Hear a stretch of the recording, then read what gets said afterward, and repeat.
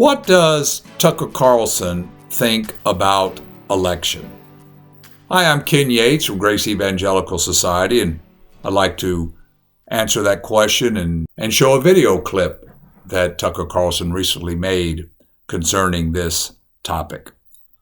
As probably most of you know, Tucker Carlson is a famous journalist, used to be on Fox News, and recently he had a guest who is a Christian apologist, a famous Christian apologist named Cliffe Knechtle. And Tucker Carlson recently has been asking theological questions on his podcast and on his different radio shows that he does. And he asked Cliffe about the topic of election. And I found this interesting because Grace Evangelical Society, we're not alone in it, of course, but we take a different view on election that many evangelicals take. Most evangelicals take the view that election means that God chooses people to go to heaven and other people he chooses to go to hell. And in this video clip, you can see that Tucker Carlson has thought about this topic. And since he has a Christian apologist on his show, he asked him the question. And so let's look at the video clip. Can I hit you with some hard ones? Go for it. So there are all kinds of references all over the Bible from Genesis to Revelation about people being chosen by God. Well, the Jews being the chosen people being the most obvious, but It continues into, the very end of the Gospels and the end of John. Jesus is like, you all were chosen.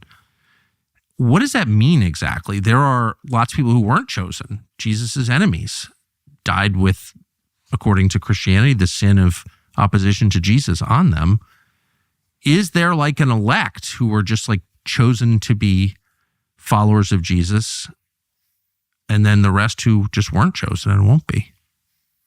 That seems to be what they're saying in there. Very difficult question.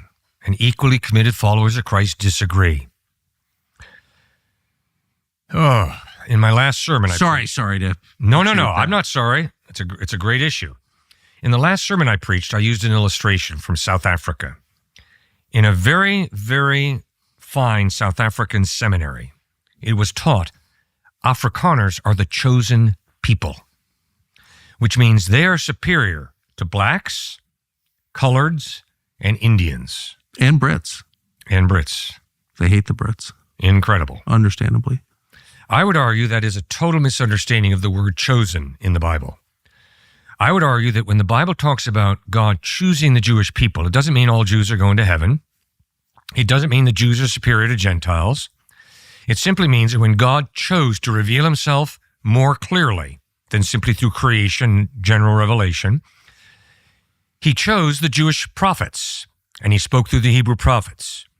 And then when he chose to reveal himself most clearly by becoming a human being, he was born a Jew. I worship a Jew, Jesus of Nazareth.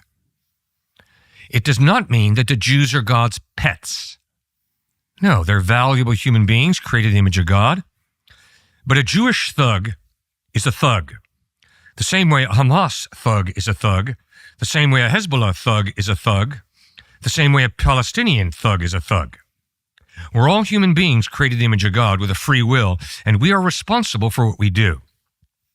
So we got to be real careful that how we handle that word chosen.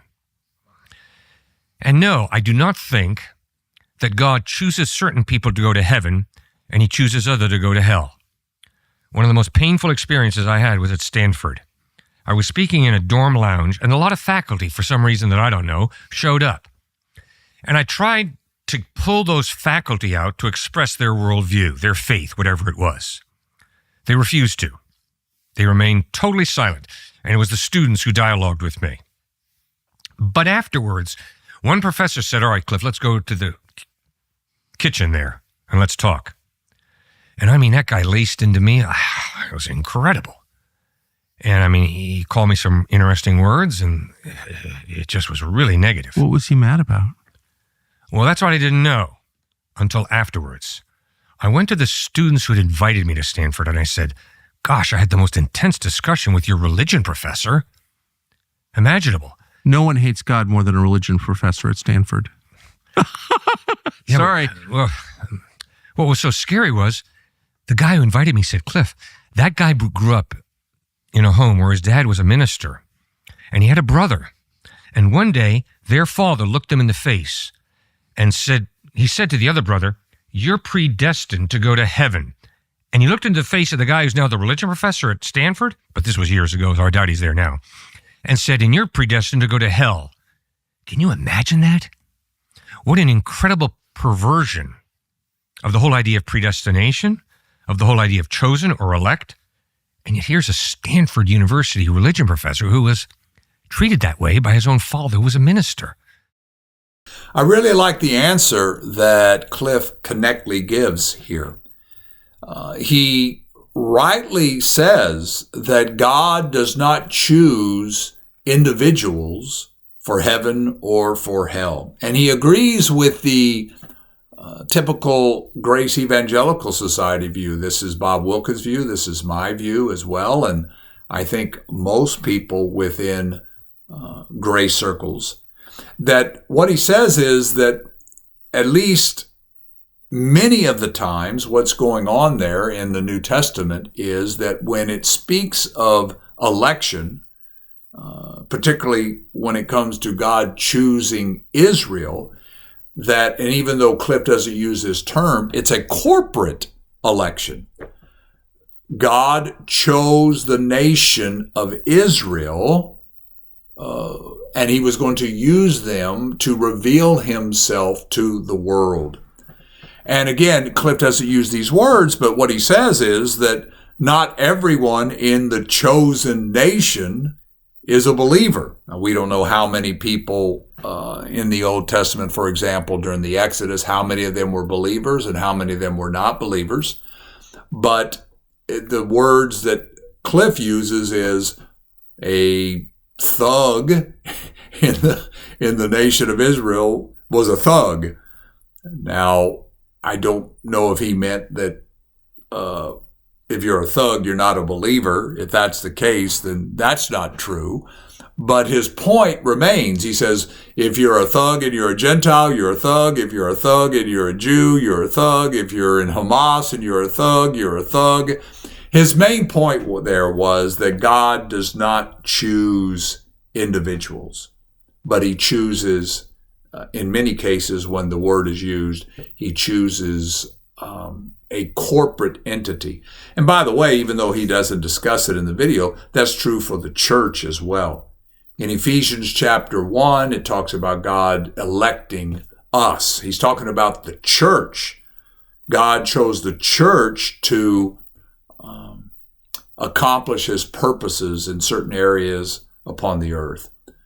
So this was an encouraging video because what it does is it shows that when we say that election is corporate, even though Cliffe Knechtle would probably not identify himself as a free grace person, he recognizes the same thing. That God does not choose certain people to go to heaven, and if he chose you, you're going to wind up there. And if he didn't choose you, hey, hate to be you, you know. Instead, we know from the New Testament that whoever believes in Jesus has eternal life. Even though the Calvinists would say, no, he chooses you to go to heaven, and you have no choice in that matter. If you like this video, I'd ask that you'd press the like button and the subscribe button. And remember, keep grace in focus.